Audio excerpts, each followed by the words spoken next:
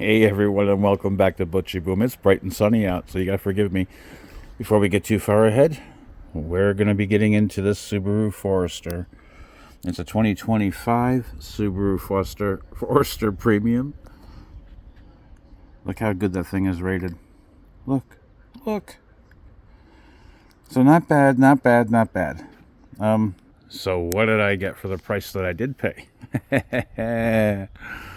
I think in earlier videos or one of the shorts, I disclosed what the fee, what the price was. The fee, yeah, the fee.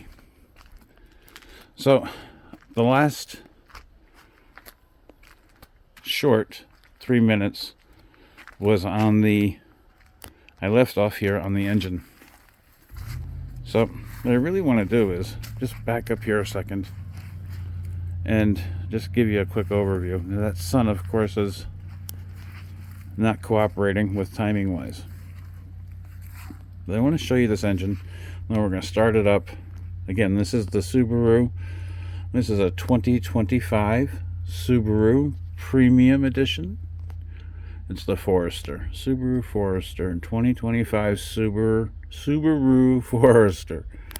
One more time for clarity. 2025 Subaru Forester Premium Edition. All right, so let's go through this engine compartment. The first thing is, I'm going from the Ford Focus over there. Look how high it is off the ground.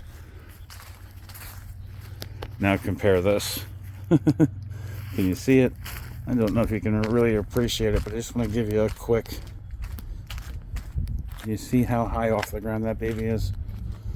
And also, this has the symmetrical all-wheel drive, the Subaru symmetrical all-wheel drive. So this 2025 Forester from Subaru has the Subaru symmetrical all-wheel drive. Exactly what that means, we'll get into that. But we want to talk about what powers it, okay? And I'm very happy to see that I'm going to have some clearance. I live in the Northeast. Look at that baby, nice, clean. So, I think maybe I should start and go from left to right. The first thing that comes to mind over here is I just changed the struts in that car, which just got totaled, and we're going to do another video on this, rebuilding it or not, junk it or fix it. I'll try to put a card up if I can. Just because I'm replacing the struts in that. Lots of money, very hard to get two struts. What I like right here so far, first impression, typical what you would see. There's a little bit more room in here than I was expecting. I am going to be putting a K&N air filter in very soon. I just need to make sure it doesn't void my warranty. This is a 2.5i boxer engine. I guess it's a 4-cylinder, 2 pistons that go this way and 2 pistons that go this way on this. And that's what makes it, that's literally how they're laid out. Normally the engine has the pistons going up and down, on each side of the block or whatever, or one block is straight, or a slant.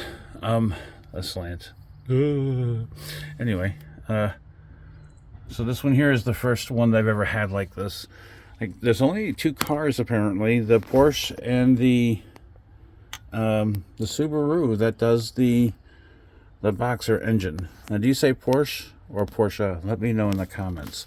Anyway, so let's continue. So look, you got typical master cylinder, nice clean. Look at that fluid. I don't even want to open it.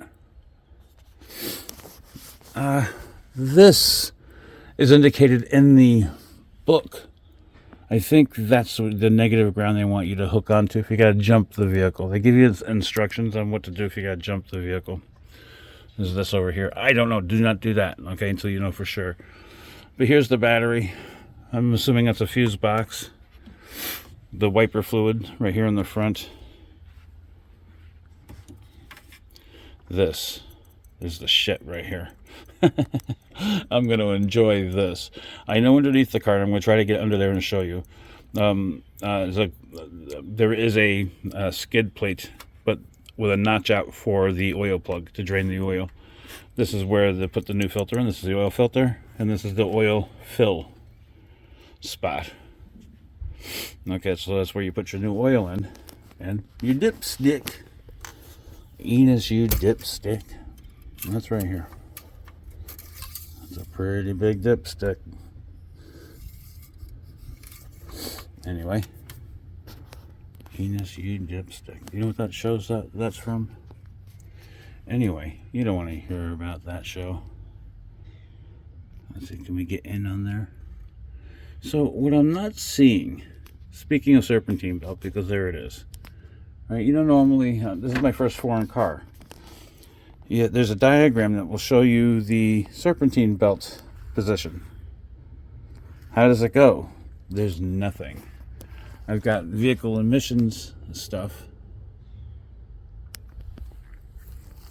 I have something for the license plate, or for the light bulb, the headlight.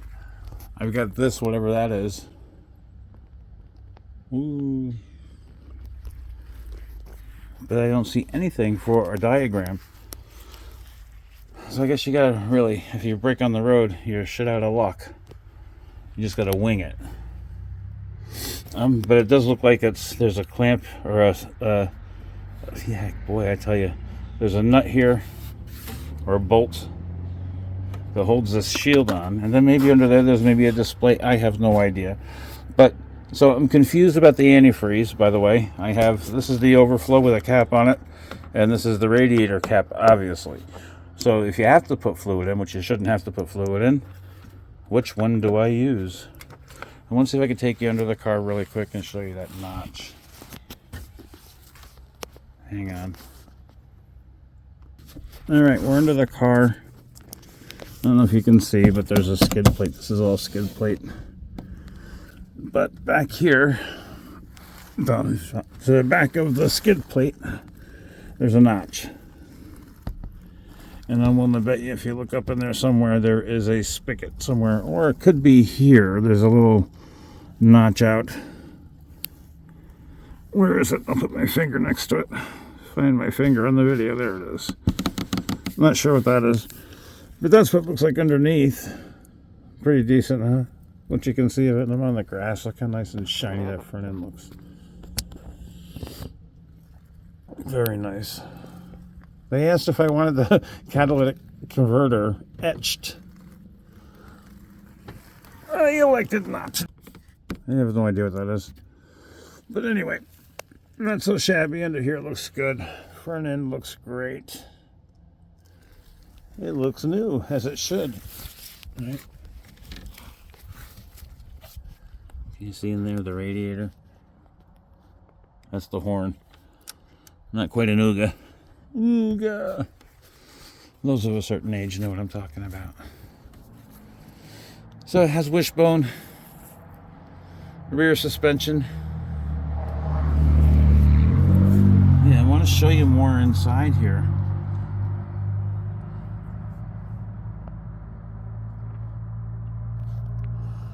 Oh, that looks like the catalytic converter or something. Yeah, I think it's catalytic converter. I'm not very familiar with these boxers. The dogs are awesome. I'm not so sure about these engines. But people say that these engines can go for 300,000 miles. Again, not one single diagram on here for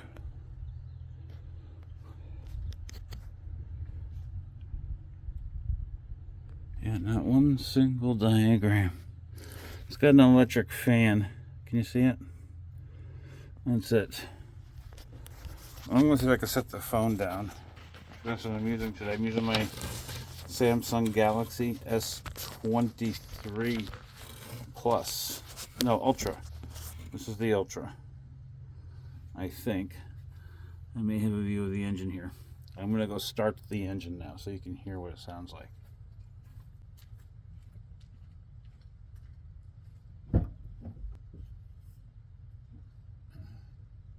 Love the smell of a new car.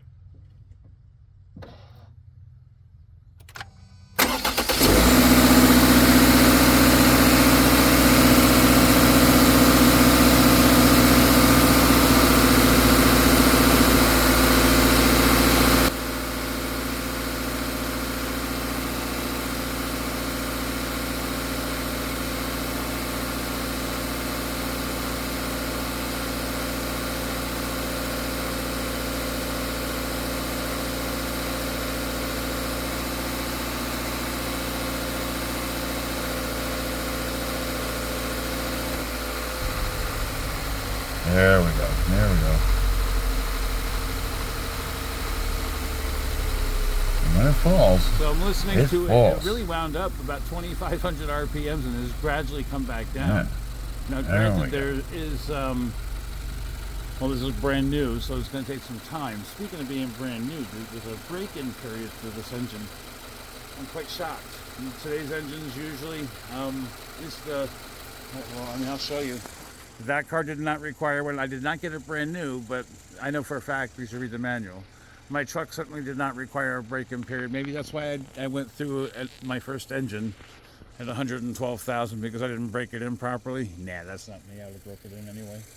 But so apparently, depending upon who you talk to, the manual says 1,000 mile break-in period. No cruise control. Try to limit your steady speeds. Highway driving. They want to see you do your regular stop and go.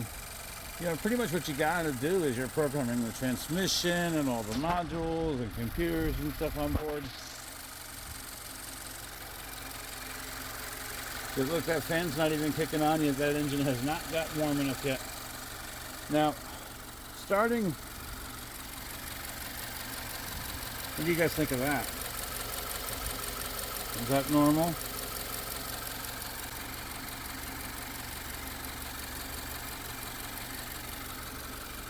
Should I touch it? This. Oh, it's tight. It just doesn't look right. What is that? Why is that washer? I don't know. Anyway, it sounds great.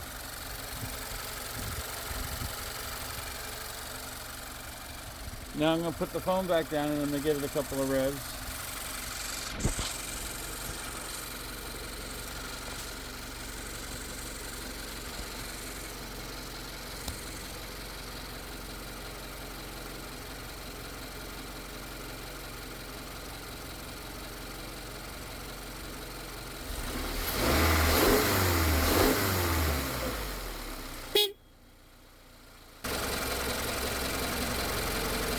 Does the idling seem erratic?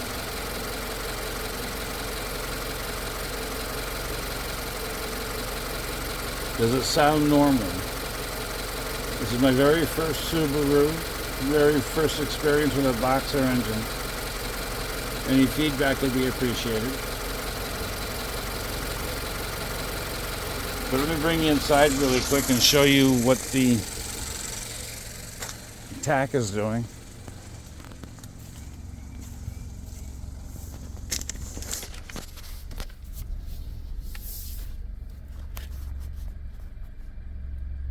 You know, the next video we'll get in and we'll go for a ride. We'll show you what the get up and go is like.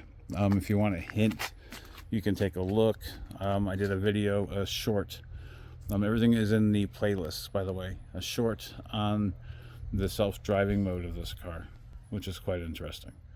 So, I'm setting up the Adirondack Northway, just north of Saratoga Springs, New York, and had it in self-driving mode. So, breaking in the car really quick, just one more time. I just want to talk about that for a second. Shocked to find that the actual manual says that. Not many cars will say that these days. And this car comes out of the gate with synthetic oil already in it. So there's no going back out of it when I go out and create miles. But I guess I may be forced to go for a ride and do some videos or something. I don't know. But anyway, we're going to work, the next videos are going to be doing some ride-alongs so that you can see how the car rides, what it sounds like. It's not bad. See some of the features and functions. One of the things that bothers me is that when I'm looking for these videos, I can't find the exact, how these functions work. So I'm going to sit here and we're going to learn together. Like the self-driving mode and, you know, the parking assist, we're going to do some modifications too, some aftermarket modifications. Out of all the friggin' features in this car, what I don't like is this. Yes, the rear view mirror, folks. Why? You see that thing dangling down there? That is a manual day-night flipper. Why? Why? But anyway, all in all, this is a great car. So yeah, we're gonna break this car down, and I'm gonna go through everything. I'm gonna show you guys as the miles come up, because I went from this Subaru. It's the very first foreign car. Anyway, guys, thanks for watching. I know this is a long one. Stick around, subscribe, thumbs up, share.